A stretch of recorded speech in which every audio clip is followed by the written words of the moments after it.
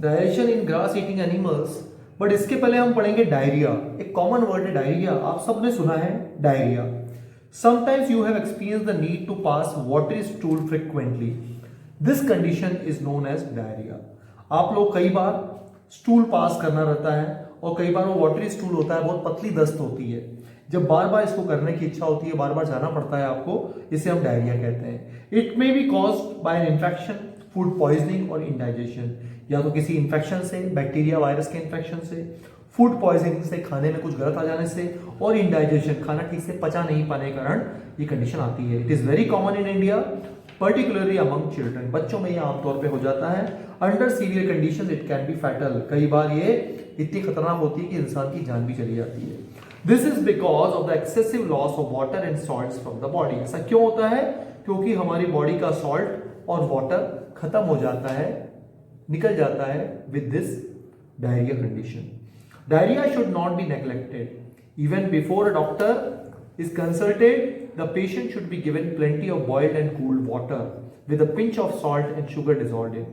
अगर डॉक्टर को दिखाना तो सबसे अच्छी बात है, लेकिन उसके पास जाने से पहले भी आपको उबाल कर ठंडा किया हुआ पानी, उसमें कुछ सॉल्ट और शुगर डिजोल्व करके पीनी चाहिए। This is called oral rehydration salt, ORS। आपने पढ़ा होगा WHO का ORS के पैकेट्स होते हैं, तो उसे उसका फुल फॉर्म है ओरल रिहाइड्रेशन सॉल्ट। ये ऐसा सॉल्ट और वाटर होता है, मटेरियल होता है जो आपके हाइड्रेट करता है आपको, मतलब आपकी पानी की कमी और विंटर की कमी को रोकता है।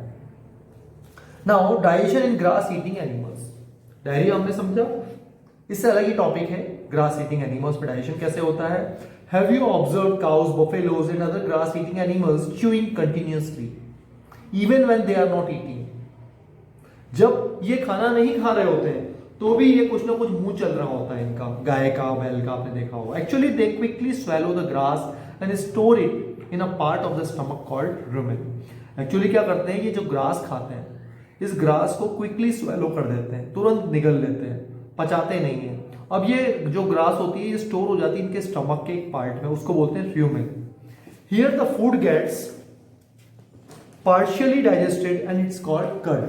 अब क्या होता है, ये फूड जो होता है ग्रास, ये थोड़ा बहुत डाइजेस्ट होता है, पूरा नहीं डाइजेस्ट होता, और इसको हम कहते हैं cud. But later the cud returns to the mouth in small lumps and the animal chews it.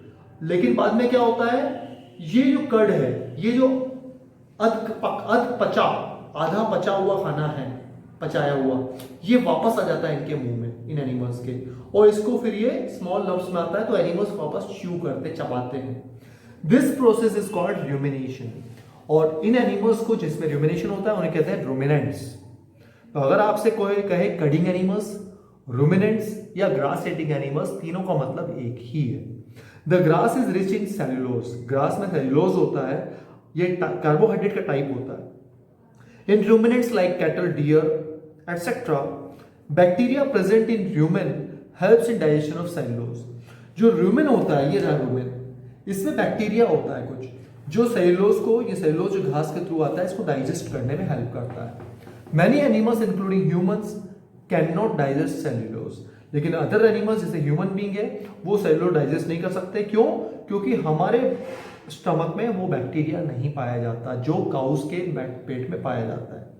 Animals like horses, rabbits etcetera have a large sac like structure called caecum between the oesophagus and small intestine.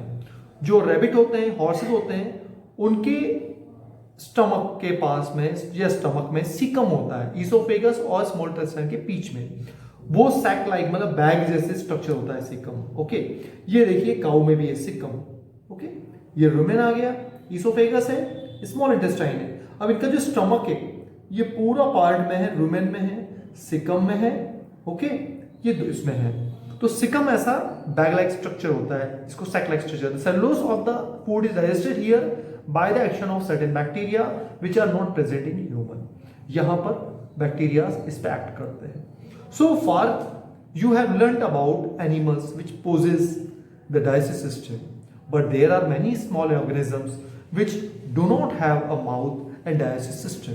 अभी हमने animals के बारे में पढ़ा, human being के बारे में पढ़ा, उनके डाइजेस्टिव सिस्टम के बारे में पढ़ा, लेकिन उन एनिमल्स या ऑर्गेनिज्म जिसमें कोई डाइजेस्टिव सिस्टम नहीं होता या माउथ नहीं होता, उनमें डाइजेशन कैसे होता है, then how to they acquire digest food. In the section below you will learn another interesting way of food intake. अब हम एक नया तरीका सीखेंगे फूड इंटेक का, that is feeding and digestion in amoeba. Amoeba जो यूनिसेलुलर सिंगल सेल ऑर्गेनिज्म होता है, उसमें डाइजेशन कैसे होता है। As we all know, amoeba is a microscopic single-celled organism found in pond water. इतना छोटा होता है, इतना बारीक होता है जिसको हम माइक्रोस्कोप से देख सकते हैं, बाकी नहीं दिखाई देता। Amoeba has a cell membrane. इसकी एक सेल मेम्ब्रेन होती है, ओके, ये सेल मेम्ब्रेन है। राउंडेड डेंस न्यूक्लियस होता है, ये न्यूक्लियस है। And many small bubble like vacuoles, इसमें वैक्यूल्स होते हैं बबल लाइक, ओके।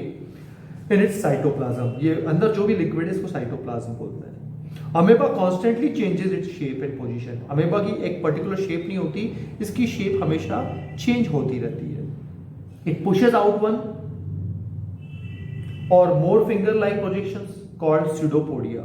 ये क्या करते हैं, किसी भी चीज को पकड़ने के लिए, ग्रैस्प करने के लिए अपने बॉडी में से कुछ ऐसी शेप्स बना लेते हैं जिसको आप नकली पैर बोल सकते हैं, नकली फिंगर्स बोल सकते हैं, स्यूडोपोडिया हम कहेंगे इसको, स्यूडोपोडिया, ओके।